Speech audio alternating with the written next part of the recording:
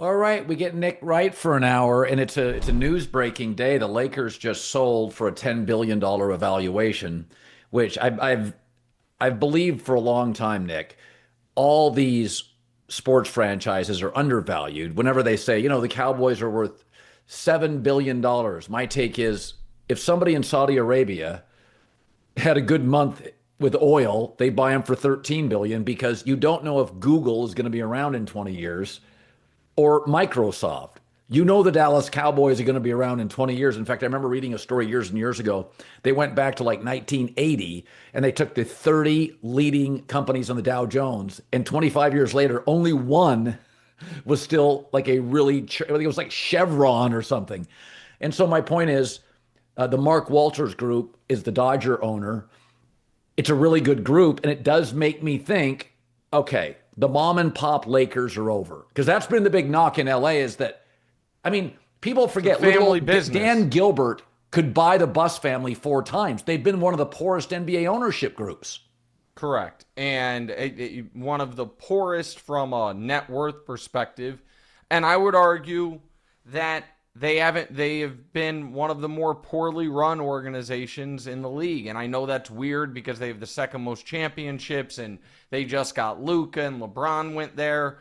But I think that they have squandered a lot of opportunities.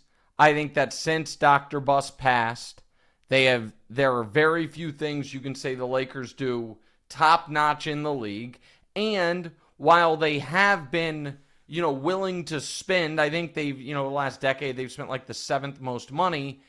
They should be, the seventh most for Los Angeles Lakers is not maximizing the market and the brand. I understand it's not baseball, so there is a cap, and in the new NBA with the aprons, just spending recklessly can really hamstring you. But this is a massive net positive for the Los Angeles Lakers, for their fans, in my opinion. You should not have, they're in a weird spot where, similar to the Cowboys, where ownership's primary source of income is the team. And that's one of the reasons I think the Cowboys don't necessarily spend the way they should. And that's how I have felt about the Lakers. So listen, I don't know much about Mark Walters. I know that he bought 26% of the team from, I think, Anschutz or whomever with the guarantee. Part of that was if the buses sell, I get the first opportunity. And now he's in. Now, I agree with you. Historically, sports franchises have been undervalued. I wonder if we are now getting to where $10 billion's $10 billion, kind of like that's a lot of money. Well, think about this. Yeah. The Celtics sold for $6 billion. The GDP of Boston, the gross domestic product, is $600 million annually. It's $1 trillion in Los Angeles. The Los Angeles economy would be the 20th biggest economy in the world, meaning it would be bigger than about 185 countries. So and so, they own the Lakers own their arena.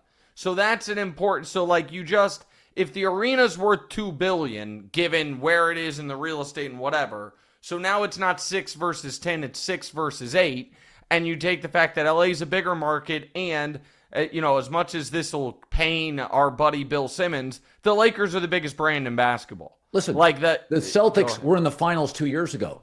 It didn't get a good rating. It didn't get a number. When the Lakers are in the final, regardless of who the star is, it generally gets a much bigger rating. Well, yes, it's also true the Lakers have never been in the finals without one of the biggest stars in the league. There's not a lot of that Lakers time they made the finals with that scrappy underachieving team. No, it's LeBron or Kobe or Shaq or Magic or Kareem or Wilt, but still your point stands. Yeah, no, they are this is a fun one because you did your Mount, what was it? Mount Crushmore? Mount Justmore. Justmore, because they're just more than everyone else. If we were to do, God, this is corny and make funnable content. It also, I'm sure, will crush on TikTok or something. If we were to do the Mount Rushmore franchises in American sports. Four. To me, there are 3 no-brainers, and then people would argue about the fourth. But the 3 no-brainers are the New York Yankees, the Dallas Cowboys, and the Los Angeles Lakers. Those to me, do you think I'm missing anything there? I think those are the three brands that are truly every corner of the world. Somebody's walking around wearing a t-shirt, even if they've never heard of the team. Yeah, I think I will say this. I think the LA Dodgers, because of the Walters group, perfect spring, summer, fall weather. Ohtani now is, Tuesday, Wednesday, Thursday Dodger games are now an event. There are fans from the Pacific Rim every home game. Road attendance for the Dodgers is #1 in the league. They played the Yankees, I think it was last year. It felt like 25% of the crowd was Dodger fans. They travel incredibly well. I think the Dodgers, over the last 8, since they've been purchased from the Mark Walters group, I think they have become, and I mean this, I think they're a step ahead of the Yankees. They don't have all the pennants. They don't have all the titles. But this ownership group is much more, it's got deeper pockets. It's more aggressive. I mean, the way they are pushing contracts down the road, they are a revolutionary franchise. But they're not a bigger brand than the New York Yankees. I think they're getting close. I think Ohtani changes it. I really do. Well, if the idea is like Ohtani brings in a whole similar to, I understand one's Japanese. I think he brings Chinese, in the Pacific Rim. Like what Yao Ming did for the Houston Rockets, where all of a sudden it's like you have this whole new market. But because maybe eventually the Dodgers get there. If it's Yankees, Cowboys, Lakers as the 3, the teams across sports competing for that 4th spot, Dodgers definitely are in the contention. The Celtics are the Warriors? No, probably not, because the Warriors are like the Chiefs in that it's the supernova of the moment in Mahomes or Steph Curry, but they don't have a history to where they're this big brand. So do you think the Dodgers now have surpassed the Cubs as the second biggest brand in baseball? Okay. Yes. Because again, remember, Chicago wanted the Olympics. Why couldn't they get them? Because they were not considered a global city. They were considered like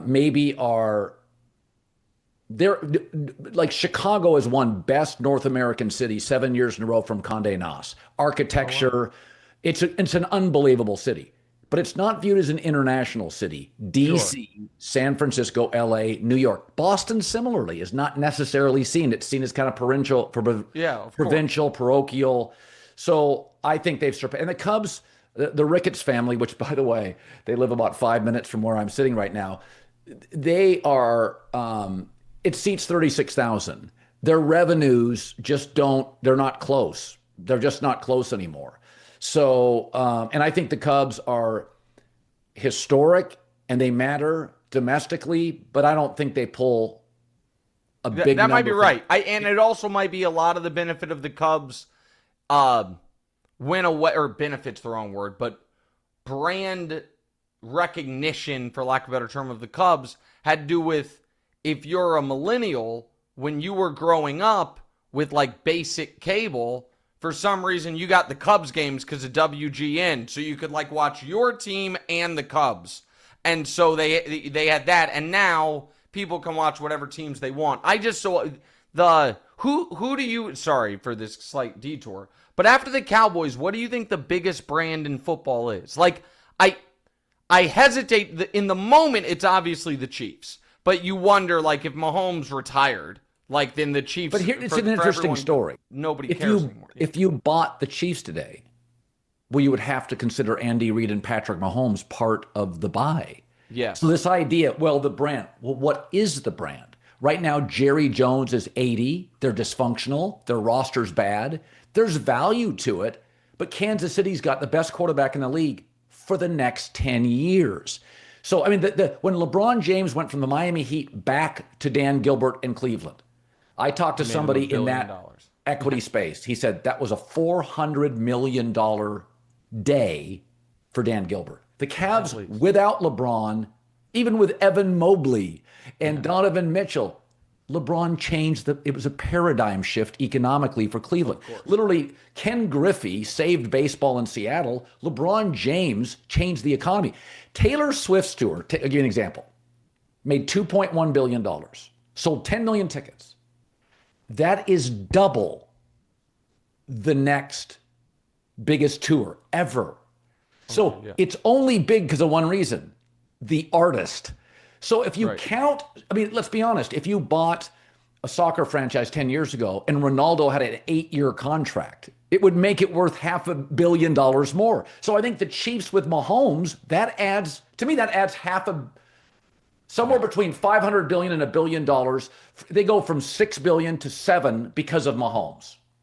Well, so that's the other piece of this. The other piece of this is if the most valuable team in the NBA is now worth $10 billion, what is the most valuable team in the NFL worth? Is it 15 billion? Like, honestly, like, what is, if this is the new, because you can't tell, like, as much as big of a brand as the Lakers are, and I understand the NBA's new TV deal, I get all that. There is nothing that is the machine that is the NFL. So if we now have Lakers 10 billion, Celtics 6 billion, as the metrics, then forget the Cowboys. I'm trying to think of if the San Francisco 49ers were for sale, are they a $10 billion franchise? Is that where? I think they are. So I've always argued, I'm looking this up right now. Sorry to interrupt this great video, but please remember to like and subscribe. Thank you. Now back to the video. I'll give you one that is undervalued. Stan Kroenke owns SoFi Stadium. Well, yeah. So owning the stadium is a big thing. So if you bought the Rams, I get stage. SoFi Stadium, which can house 100 concerts a year. Yeah. And the Chargers and the Rams. So you have to consider that when you buy the Rams. So I would say in the number 2 market in the country, I get Sean McVay, I get a well-run operation, I get SoFi. I'm sorry, but that's over $10 billion. It's got to be. It just has to be. If now that the Lakers are worth 10, the biggest NFL brands have to be worth more. You know what? It just has to be. And to your point, and then we can move on to other things, I'm sure, just because this makes me laugh so much. And I looked this up the other day. This is why I have it. When David Glass bought the Royals, hold on, it wasn't a lifetime ago, because he sold them for $1 billion 6 years ago or whatever, to John Sherman. So David Glass, by the way, this is to your point that franchises at one point were undervalued. And I understand it's the Royals. I understand it's a small market. I get it. It's still one of 30 Major League Baseball teams. Right. And it's a team that has some history, had won a World Series. He bought the Royals not in 1954. He bought the Royals in 2000. And you're like, how did David Glass get the money for buying the Royals? And he was the CEO of Walmart, which obviously is a high-paying job, but usually, CEO is not high-paying enough to buy a professional sports team, except for the fact that in the year 2000, the Kansas City Royals were sold for $96 million. Isn't that crazy? Can you believe it? Can you believe it? 2000! It's a quarter century ago, a professional baseball team was what's it worth? I don't know. Certainly not $100 million. That's crazy. And the Royals were sold for slightly more than Juan Soto will make in a year. It's just banana. And then he sold it for $1 billion 6 years ago, and now they're probably worth $2 billion just because, like you're saying, the price of these franchises. It's also why, for the cheap baseball owners, I've always been frustrated because they're like, well, we don't have to make money, but we can't be losing money. I'm like, man, the money you are making is on the eventual cash out, in that you are going to 10x this with inevitability. And the value of the sports team is the fact that every super rich guy in the world can buy a yacht. Every super rich guy in the world can buy the sick house and the fanciest cars, all of it. The exclusivity of you want to, sit courtside at the NBA games as the team owner. You want to be in the luxury box as the team owner, at a football game. Well, there's only 30 spots or there's only 32 spots. That's what people are paying for. Yeah, I've always thought this stuff is undervalued, and that's not a shot. When I talked about the Celtics going for $6 billion, I think if I have Jason Tatum and Jaylen Brown and the best young GM, arguably outside of Oklahoma City, and Brad Stevens, that has to be considered. All of it's considered. And a company's as valuable usually as their technology and their people. And so when you have stars in their prime, that adds value to it. Right? I mean, right? But right. it is crazy. And then we can move on. How quick when Ballmer bought the Clippers, yeah, 10 years ago, people freaked out. It was $2 billion, and I remember going on the air saying, exactly right. It doesn't matter that he overpaid. He paid cash, so it's a true $2 billion. Secondly, he's never selling it, so it will be worth $10 billion in the future. He'll make 5 times the money, and as long as it works on an operating level, on a positive cash flows, $1 a year. It's a steal at $2 billion in the LA market. And now you play in the same. Now they built their own arena now. And also you have to remember about Ballmer. I read a story once about Steve Ballmer's net worth. He makes, I swear to God, he makes $1 billion a year on his Microsoft dividends. Oh, I buy that. His dividends. So it's like, guys, if the idea that these guys like Mark Walters doesn't know what he's doing, like they know what they're doing. Well, and again, it's just the NBA franchise values going like this quickly, where 10 years ago, $2 billion for a team in the number 2 market that at the time had stars. It's not like the Clippers that was the Lob City era. And then a couple years ago, the Hornets sell for $3 billion. And now the prestige franchises. Here's the other interesting angle to this. Man, LeBron has always said, I want to buy a team. I'm going to buy a team. I'm going to buy a team. Man, the expansion fee is going to be $6 billion. Yeah. I know LeBron has done incredibly well and all that, but he doesn't have billions with a plural. Also, how much? I mean, the truth is, when Mark Cuban bought the Mavericks, he only owned 51%. So none of these guys own all of it. Right. I mean, it's Elon Musk when he bought X or Twitter. He had Saudi money. He didn't buy all of it. He's not going to spend all his $44 billion. He didn't have $44 billion of cash. Everything. The smartest people in the world get good rates. Everybody. I mean, when I hear people pay off their home, that's what normal people do. Rich people don't pay off anything. They don't pay off anything, right? What do they do? Share the secrets. People aren't supposed to pay off their home. What are you supposed to do? Well, I mean, it's just when you can make 9% in the market and your rates 3.5%. 5%. Okay, yeah. Sure. So the rich are borrowing money for everything, and they don't, they're not giving you all their cash. They want to be as liquid as they can to buy their stuff.